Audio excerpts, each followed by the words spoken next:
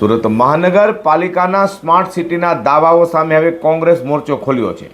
Varachha zone બી વિસ્તારમાં બિસ્માર રસ્તાઓ, Khadipur, pre monsoon કામગીરીની પોલ અને રહેણાંક વિસ્તારમાં ચાલતા ગેરકાયદે ઉદ્યોગોના મુદ્દે કોંગ્રેસે ઝોન કચેરી ખાતે ઉગ્ર આવેદનપત્ર આપી તંત્રને ચેતવણી આપી હતી।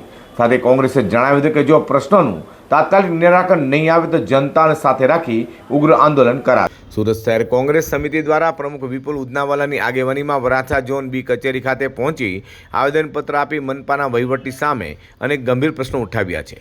કોંગ્રેસે જણાવ્યું હતું કે સ્માર્ટ સિટીના દાવાઓ વચ્ચે વિસ્તારના મુખ્ય માર્ગોથી લઈને આંતરિક સોસાયટીના રસ્તાઓ ખાડાઓથી ભરાઈ ગયા છે, જેને કારણે વાહન ચાલકોને ભારે હાલાકી ભોગવવી પડી રહી છે અને અકસ્માતોની સંખ્યા પણ ખૂબ જ વધી રહી છે।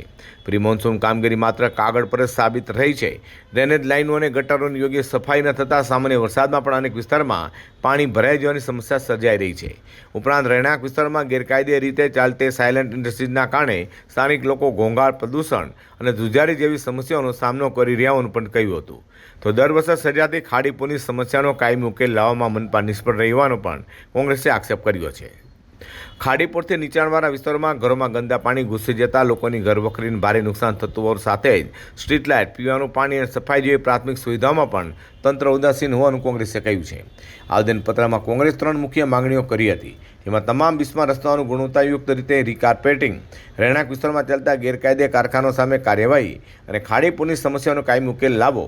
તો સુરત કોંગ્રેસના પ્રવક્તા મુસદ્દીક કાનુંગોએ ચેતવણી આપી છે કે જો આગામી દિવસોમાં નક્કર પગલાં નહીં લેવાય તો સ્થાનિક જનતાને સાથે રાખી ગાંધી ચિંધ્યા માર્ગે ઉગ્ર આંદોલન કરાશે।